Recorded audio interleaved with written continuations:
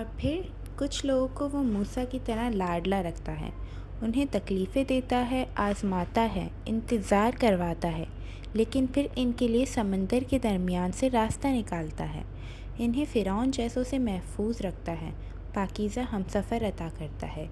کس نے کہہ دیا لاڈلوں کو تکلیفیں نہیں ملتی؟ انہیں تو فرعون جیسوں سے لڑنا پڑتا ہے۔ تکلیفیں تو سب کو ملتی ہیں، مگر اس کے حصے میں سب سے زیادہ ہوتی ہیں جو محبوب ہوتا ہے۔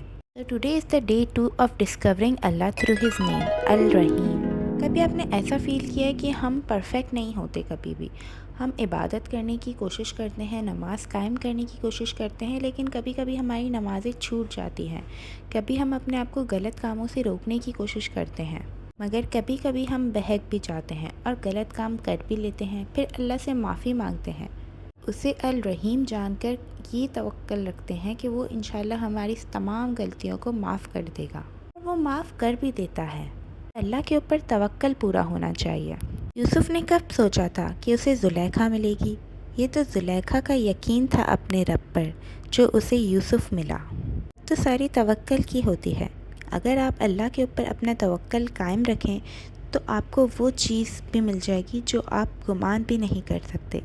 وہ غیب سے آپ کی مدد کرتا ہے، وہ اس جگہ سے آپ کو رزق عطا کرتا ہے جہاں سے آپ نے کبھی گمان بھی نہیں کیا ہوگا۔ اللہ کبھی بھی انسان سے پرفیکشن نہیں مانگتا، کیونکہ انسان تو کبھی پرفیکٹ ہو ہی نہیں سکتا، وہ تو خطا کا پتلا ہوتا ہے۔ ہماری ٹوٹی پھوٹی عبادتوں کو بھی وہ اتنی محبت سے قبول فرماتا ہے۔ یعقوب علیہ السلام یوسف علیہ السلام سے 32 ایئرز کے بعد ملے، انہیں دیکھ کر اتنا روئے کہ بے ہوش ہو گئے، پھر ان کی آنکھ کھلی، پھر وہ اتنا روئے پھر واپس بے ہوش ہو گئے۔ تو حضرت جبرائیل علیہ السلام نے اللہ تعالیٰ سے پوچھا، کیا کوئی کسی سے اتنی محبت کر سکتا ہے؟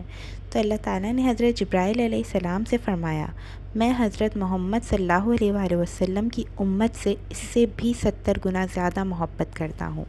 سبحان اللہ۔ جب ہمارا رب اتنا رحیم ہے، اتنا کریم ہے، تو پھر ہم غافل کیوں ہوں؟ رحیم تو اتنا رحیم اور مہربان ہے اپنے بندوں پر کہ اگر انسان آسمان تک بھی گناہ لا کر اس کے سامنے پیش کرے اور توبہ کرے اور اللہ سے امید کرے کہ وہ اس کے سارے گناہ معاف کر دے گا، تو اللہ بے شک اس کے یقین کو پورا کرتا ہے اور اس کے تمام گناہ معاف کر دیتا ہے۔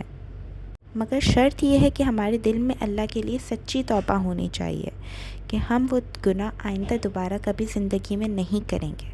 اپنی دعاؤں میں الرحمن، الرحیم ایسے ناموں کا ذکر کریں، اللہ تعالیٰ کو ایسے ناموں سے پکاریں اور دعا کریں اپنے لیے، اپنے ہر نصیب کے لیے، اپنے آگے والے مقدر کے لیے۔ آپ کے نصیب میں جو بہتر ہو، اللہ نے جو بہتری کے ساتھ لکھا ہو، وہ آپ کو بہتری کے ساتھ ملے۔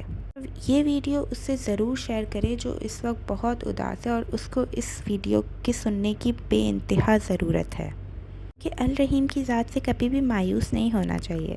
وہ اپنے لاڈلوں کو آزماتا ہے اور عنقریب انہیں اتنا عطا کرتا ہے کہ وہ خوش ہو جاتے ہیں۔